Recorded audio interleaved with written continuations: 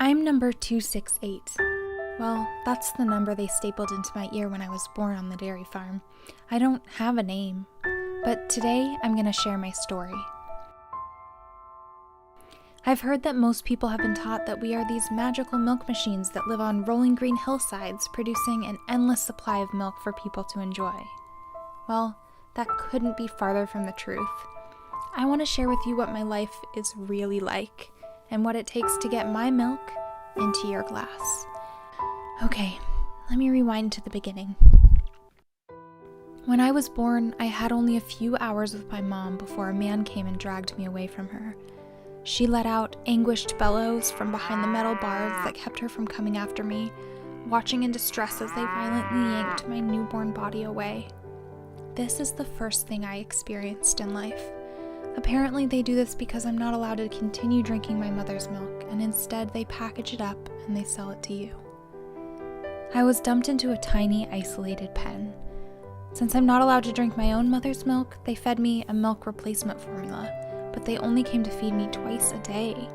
For the first few months of my life, I was hungry and desperate to suckle most of the time. I didn't have room to walk, run, or play, to make friends. I was denied virtually everything that was natural. I was standing in my own waste, and I lived like this for 6 months until I reached puberty. As soon as I became fertile, life got much worse. Just like humans and other mammals, we only produce milk for our young, so we must become pregnant before we begin lactating. But while this may sound like a natural phenomenon, there's nothing natural about what happens in today's dairy farms.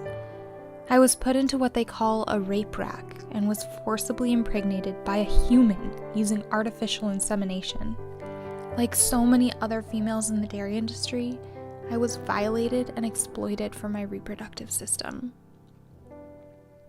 I was pregnant for 9 long months, and just like most mothers, when my baby finally came, I was overwhelmed with joy, love, and protectiveness. I cleaned him, nourished him with my milk, and we bonded immediately.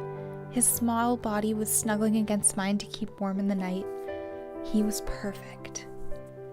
But just as I was torn from my own mother not even a day after my birth, so was my son torn from me. Of all the pain I had endured, this was the worst. I cried out, desperate to have my baby back in my protective care, but it was no use. I knew what would happen to him. Since he was male, he would never produce milk and was of little value to the dairy industry, so he would be sent to a veal farm. There, my baby boy would be confined so tightly that he could barely move. He'd be fed an iron-deficient diet until he became severely anemic. His muscles would atrophy, and after 3 or 4 months, he'd be killed. The flesh of my calf would then be sold as high-priced veal. As soon as my baby was taken away, I was hooked up to a mechanical milk machine that pumped the milk from my body, the milk that I made for my calf. I was milked twice a day for an entire year until I had little left to give.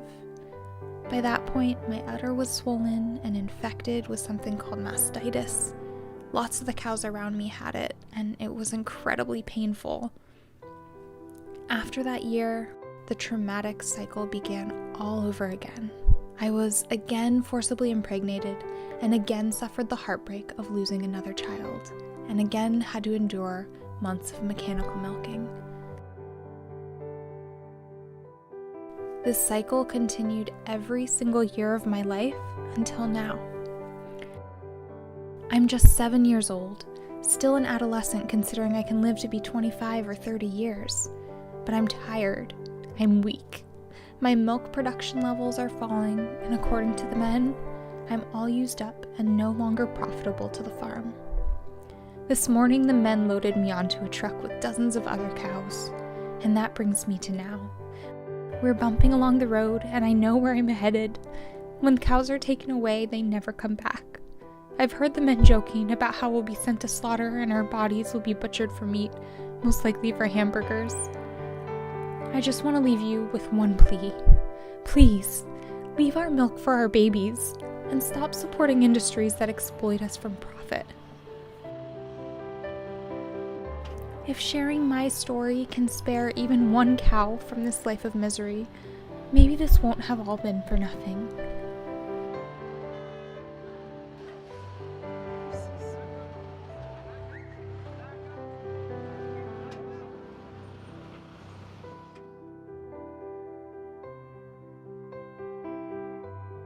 Be a part of creating a kinder world.